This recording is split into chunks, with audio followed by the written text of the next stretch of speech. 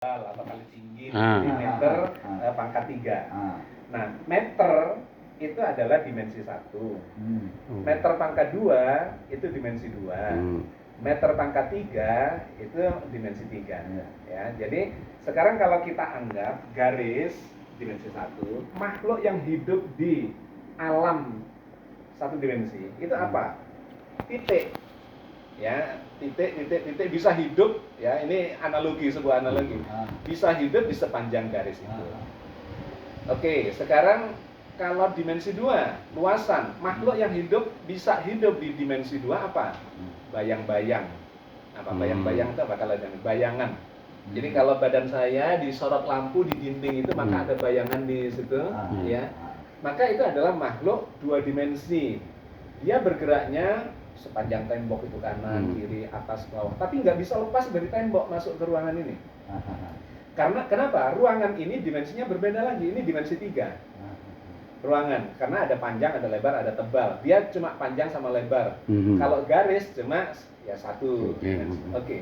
Nah, itu menggambarkan alam yang berbeda-beda. Ada alam 1 dimensi, ada alam 2 dimensi, ada alam 3 dimensi.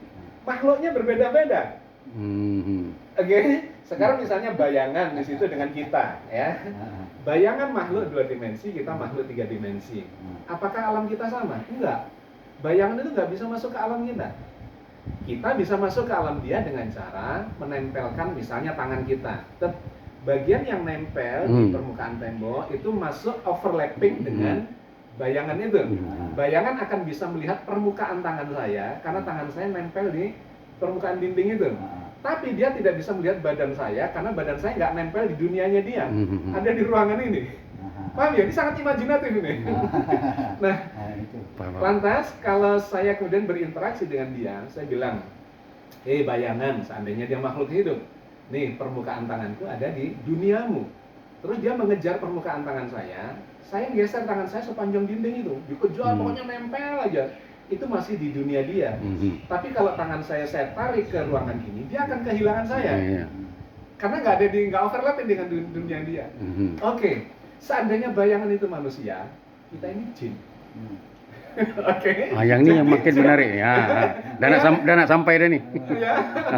Jadi antara jin dengan manusia, dunianya berbeda. Apakah jauh? Enggak.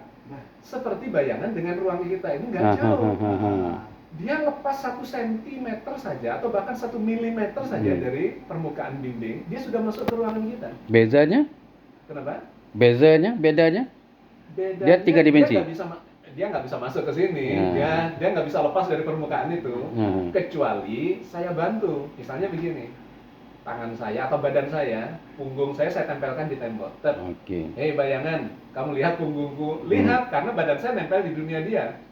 Terus bayangan saya bilang, kamu hinggap di punggung saya. Dari permukaan dinding itu, saya berada di ruangan ini. Bayangan hilang dari dunianya. Paham maksudnya? Iya. Saya paham.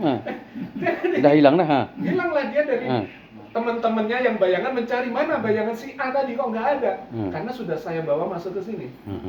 Nah, jadi makhluk yang lebih tinggi bisa membantu makhluk yang di dimensi lebih rendah untuk masuk ke dimensi yang tinggi itu.